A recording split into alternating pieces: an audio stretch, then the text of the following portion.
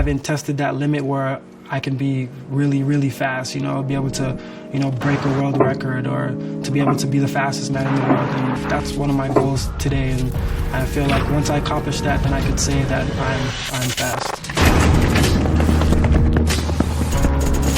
When I'm in practice, you really don't hear much. It's pretty quiet. All you hear is really the wind blowing. Just trying to think of, perfecting your technique and just going out there with a clear mind and, executing your race. But when you get into that stadium and you see hundreds of thousands of people in that stadium, it's just an epic feeling where it's so loud that you can't even really hear yourself.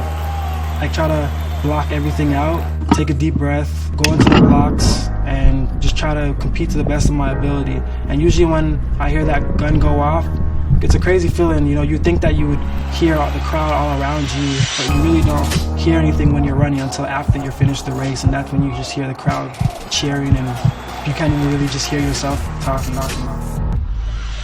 Sometimes looking at myself and how far I've came, I can't believe I've accomplished so much, so I'm really proud of myself and the way I carry myself off and on the track.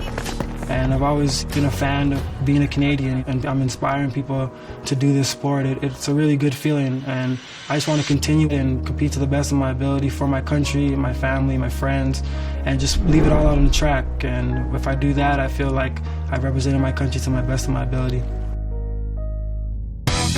Player's Own Voice, presented by .ca. Choose Canada.